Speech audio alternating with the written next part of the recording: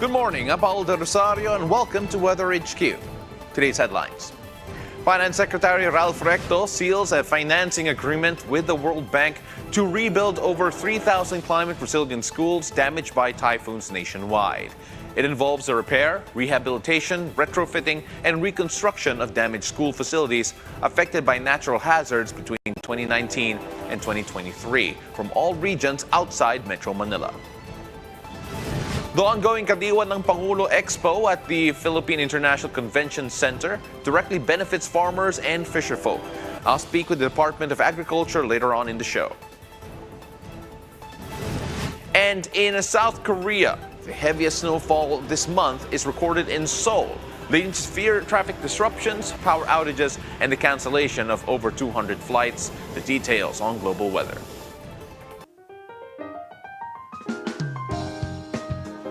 Let's take a look at the local weather forecast here coming from Pag-asa. Pag-asa says there are 3 weather systems affecting the country today. Now, the intertropical convergence zone affects Mindanao and some parts of Visayas. Now, residents in the northern Mindanao, Caraga, Davao region, Sulu, Tawi-Tawi, and as well as eastern Visayas, Bohol, Siquijor, and Basilan will also experience cloudy skies with scattered rains and thunderstorms. Watch out for possible flash floods and landslides due to moderate to at times heavy rains. Again, those are the areas affected by the ITCZ coming in over here in the south of the country. Now, the same weather conditions are also expected in Cagayan Valley, Cordillera Administrative Region, Aurora, and Quezon, but it is due to the shear line affecting the eastern section of northern Luzon. So here's the shear line that we can illustrate here for you, and these are the affected areas as we mentioned. But apart from that, the northeast monsoon is affecting the Ilocos region and parts of central Luzon, Metro Manila, and the rest of Calabarzon. Occidental Mindoro, Oriental Mindoro, and Marinduque are also affected, and they will bring cloudy, partly cloudy skies and isolated light rains. For the rest of the country, you can expect generally fair weather conditions with chances of isolated rain showers and thunderstorms, especially in the afternoon or the evening. So do watch out for all of that. Let's take a look at our sea conditions, though. The gale warning is up in the northern, the western, and the eastern seaboards of northern Luzon, so around these areas over here. Particularly in Batanes, Cagayan, including the Babuyan Islands, the northern coast of Ilocos Norte, and Ilocos Sur. Now, seafarers in these areas are advised not to venture out to sea, as you will experience rough to very rough sea conditions with possible wave heights of up to 4.5 to 5 meters high due to the northeast monsoon. Again, northeast monsoon coming in here affecting all of that, so do watch out for it. Now, let's take a look at the weather conditions in Luzon, Visayas, and Mindanao based on the metro weather. Let's start with northern Luzon. In Basco and Vigan, good weather is expected today as you take a look at the weather conditions here. Vigan in particular here pointed out, as well as Basco over here in the Batanes region, while in Aparri, Tuguegarao, and Baguio City expect cloudy skies with rain showers. Now, temperatures in Aparri and Tuguegarao are quite cooler than usual. 23 degrees is the lowest. As you can see here, 24 and 23 degrees. Tuguegarao in particular, 23 degrees being the lowest. And we also may reach up to 28 degrees Celsius, so relatively cool in those areas. But now let's take a look at Dagupan and Baler. Baler right over here on the eastern part of Luzon, and over down the west is Dagupan. Now, the sun will show up with temperatures that may reach up to 32 degrees Celsius. Now, let's move on over to central Luzon. Now, most parts of this region will experience generally fair weather, except for Lucban, Quezon, which will have cloudy skies with isolated rain showers, 22 to 26 degrees Celsius here in Lucban. Now, temperatures in these areas right over here, apart from Lucban, Quezon, you can expect 21 to 33 degrees Celsius in terms of the temperature, including Tagaytay, which has the lowest temperature that it could go up to in terms of the high, with 27 degrees Celsius. Now, let's go even further down south to southern Luzon. The areas of Coron, Puerto Galera, Legazpi, Daet, and Romblon will have cloudy skies with chances of isolated rains. Let's take a look at all of that here. Now, in Verac, good weather is expected with temperatures ranging from 24 to 31 degrees Celsius. So here in Verac being the ones with the better weather conditions, of course. Daet, Romblon, Legazpi, Puerto Galera, and Coron having a bit of wet weather in that area, with temperatures rising to as high as 32 degrees in Coron. Moving on to Visayas. Let's take a look at this because the whole region will experience cloudy skies and chances of light rains, particularly in Boracay, Metro Cebu, Tacloban, Tagbilaran, and Catarman. Weather conditions over here. Now, despite the cloudy weather, temperatures may still reach up to 31 degrees Celsius. Cebu and Tagbilaran, as well as Tacloban and Catarman, hitting those. But you take a look at Bacolod, right over here, it will actually experience the warmest temperatures of 32 degrees Celsius. So, if you're in Bacolod, despite the cloudy weather, it will be a bit hot.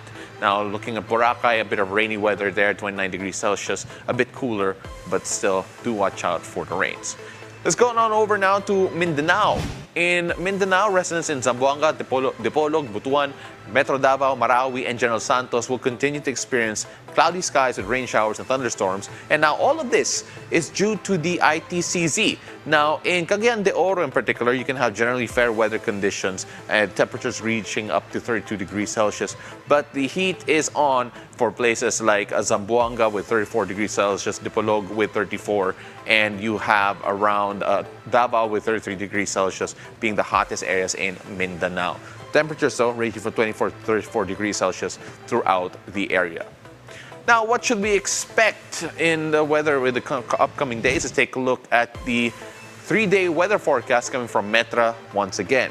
In Tagaytay, good weather conditions are expected until tomorrow.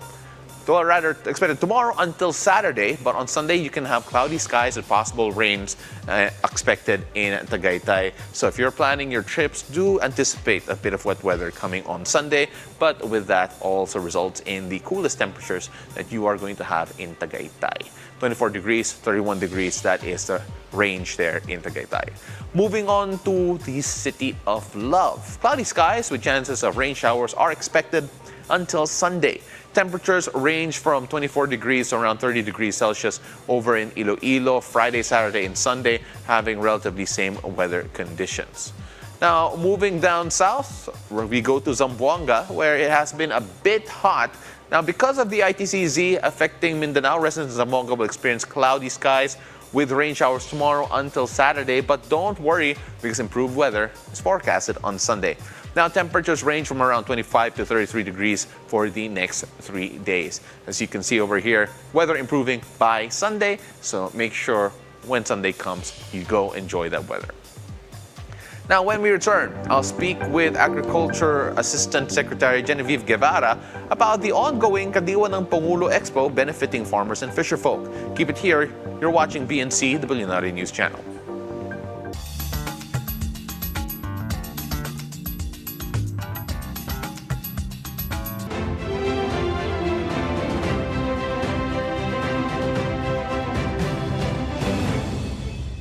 We are giving spotlight with this innovative business enterprises that shares growth in our community. We're giving these entrepreneurs a chance to boost their business in the market. We hope that we inspired you to embrace your passions and strive for your dreams. Let's join Mai Rodriguez together with different entrepreneurs to know their stories and challenges. Pathways to Success, 11 a.m. on BNC, the Bilyonaryo News Channel. Get the latest on the economy and the financial markets. We got a really big push during the pandemic, but since then, how has it been? Now, fundamentally, and given the anticipated rate cuts, where do you see the PSE index headed if either Trump or Harris win? Down to each basis point. 12.75 billion peso deal to modernize the Lagundingan International Airport, a move that's expected to boost Mindanao's economy. Basis Points with Mikey Orel. Weekdays, 9:30 a.m. on BNC.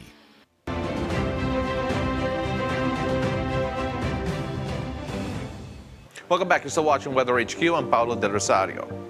The Department of Agriculture leads other government agencies in launching the first Kadiwa ng Pangulo Expo at the PICC from November 26 to 28. Joining us via Zoom is Agriculture Assistant Secretary for Agribusiness, Marketing, and Consumer Affairs, Genevieve Guevara. Good morning. Magandang umaga. Thank you very much for joining us.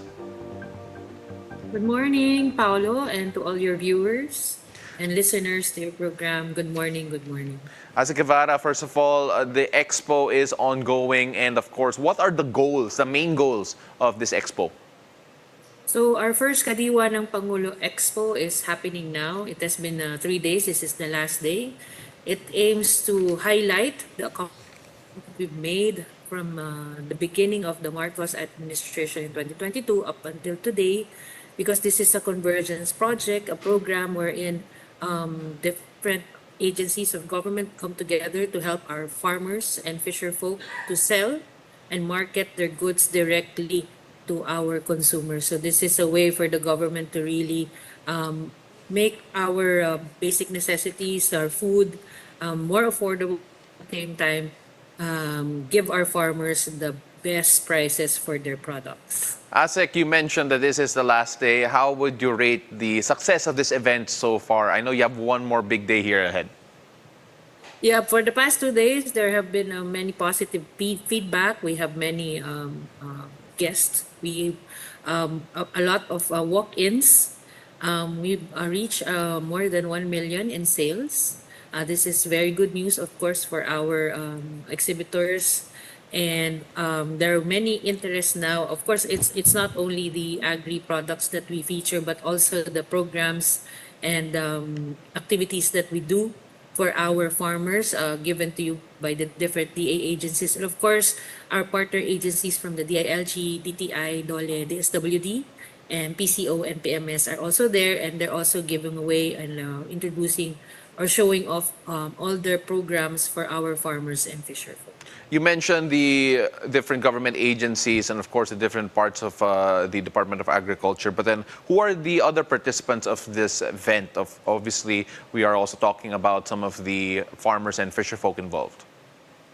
Of course, aside from our cooperatives, farmers and fisherfolk from the different regions, we also have our consolidators. So we have big companies like San Miguel and Frabel are also there. We also, as I've mentioned, we also have the different agencies, and we also have the banner programs from the Department of Agriculture, from our various agencies helping our farmers, like the Bureau of Plant Industry, the Bureau of Fisheries and Aquatic Resources. We have the Agricultural Training Institute. We also have the Bureau of Animal Industry. These are all agencies under the Department of Agriculture who are extending a lot of help and activities, programs for our farmers, not only for our farmers, but also for our consumers and market goers. So this is a very a solid event where we can have all the programs of the Department of Agriculture as well as the other agencies that are offering these programs to the public. You mentioned you showcase the different products and the different programs, but can you give us an idea of the variety of products that were showcased that is, I'm sure, one of the reasons why umabot ng over 1 million in terms of sales ang programang ito? Of course, meron po, we have highland vegetables from the northern part of the region. We have fruits. We have lowland vegetables also, the one we use for pakbet, our local vegetables. We also have our fruits, durian, suha, from Mindanao. So they're really the cheaper and the fresher ones. So we also have meat. We have chicken, egg. We have also processed goods like peanut butters and banana chips and all the one that we export. We also have from textile, from our partners from Dole. They produce dresses and bags. They're all there. So it's not only the agri fishery, but we also have the value adding products, that post harvest products there.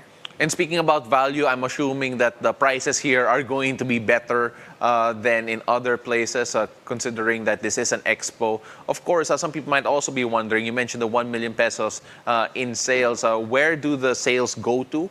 Do they go to the agencies themselves or in the agri-fisheries and the different businesses there? They directly go to the cooperatives and farmers who are directly selling there. We do not get any percentage from their sales. So it goes directly to our sellers there who are participating in the expo. Of course, this is the expo's last day. This is the first version of the Kadiwa ng Pangulo Expo. Is this going to be an annual event? Do you already have plans moving forward?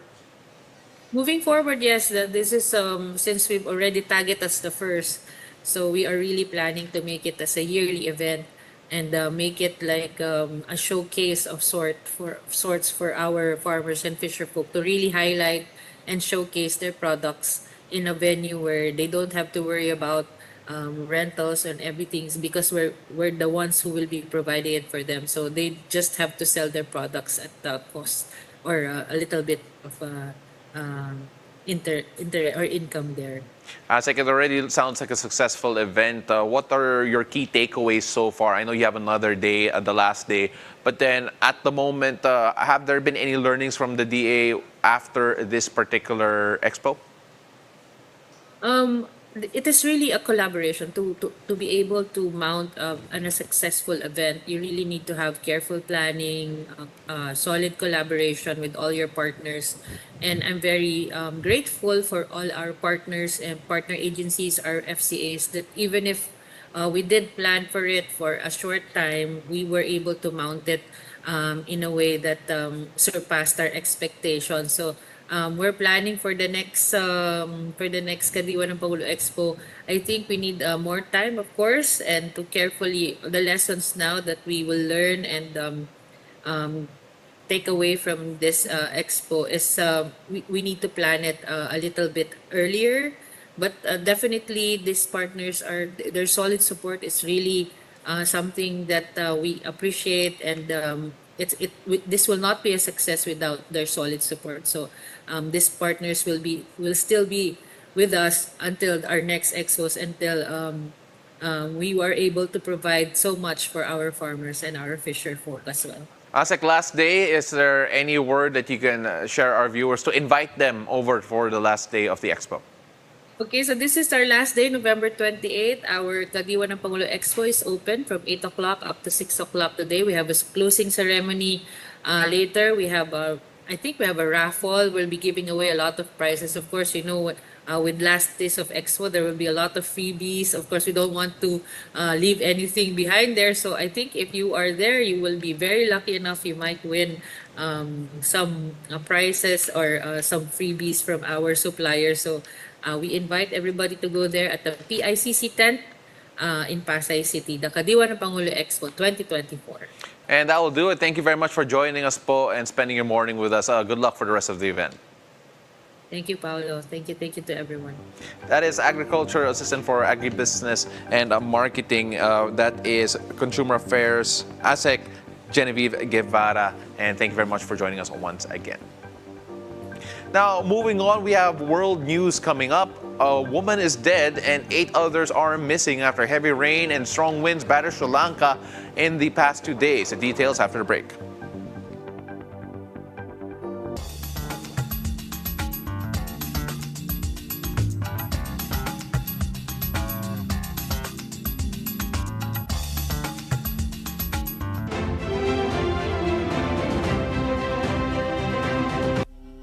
Ginalaw po kasi yung CCTV. Do you do that in PAO? The upper chamber was invaded. You're putting me in a difficult spot. Well, I disagree with that. Hindi kami natutuwa sa Thought ganun. baka fake news. Laking problema nun. Naging klaro ho ba sa inyo? May Davao Death Squad o wala? There was an admission. Sinabi na niya yun. They went there with one mission. To kill. We ask the questions, we tackle the issues, we clarify matters, and we get on point. Good morning, everyone! Let's begin your morning with these people that gives you the hottest information Are happy to share with you some magic that will make you smile, dance, and feel the love. with excitement and fun to start your day. It's a light of the morning with positivity, joy, and a sprinkle, a dash of fun. Join Paolo del Rosario, Ann Asis Carrillo, and Monique Tuzon. Ready to start our day with a smile. It's a beautiful day.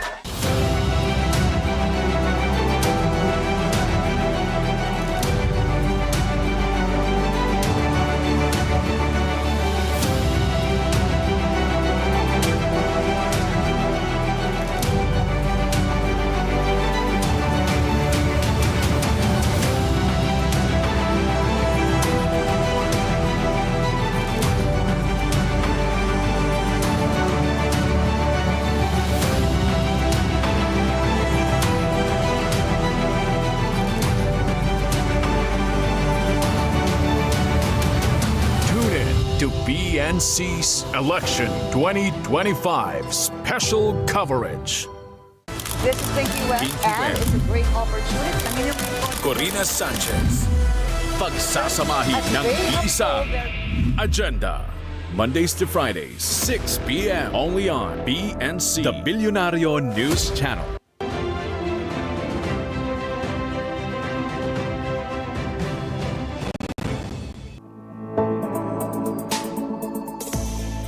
Hello, this is WeatherHQ. I'm Paolo del Rosario. Let's take a look at the global weather. In South Korea, Seoul experienced yesterday its heaviest November snowfall on record, leading to severe traffic disruptions, power outages, and the cancellation of over 200 flights. Airports faced harsh weather, including strong winds, and at least 70 ferries were suspended. The Interior Ministry warned of continued snowfall, forecasting up to 5 centimeters per hour until morning today. Cooler air turned rain into snow overnight, resulting in a total accumulation of 18 centimeters by 3 p.m., the biggest volume since records began in 1907. On a lighter note, twin giant pandas were observed playing in the snow at a zoo in Yongin. In a video clip shared by Everland Theme Park, Rui Bao and Hui Bao were captured sliding on a snow-covered field and enjoying bamboo as snow fell around them and their parents. Born in July 2023, the twin pandas were experiencing snow for the very first time as they had stayed indoors last winter. Now moving over to Sri Lanka, several parts of Sri Lanka were flooded after heavy rain and strong winds battered the South Asian island nation in the past 2 days. The country's disaster management center reported one woman had died after being buried in a mudslide. Police said 8 people were missing after the tractor they were in was swept away by floodwater in an eastern part of the country. According to Sri Lanka's Department of Meteorology, a deep depression that formed over the Bay of Bengal is expected to intensify into a cyclonic storm and make landfall on the island's east coast today, as we can take a look at that over here. Now, it is forecasted that the effects of the cyclonic storm will ease off by Saturday. And of course, we are praying for those in Sri Lanka, and hopefully they will not be as adversely affected as it looks. And that's WeatherHQ for today. Join me again tomorrow, whatever the weather, here on BNC, the Bilyonaryo News Channel. I'm Paolo del Rosario. Have a great morning.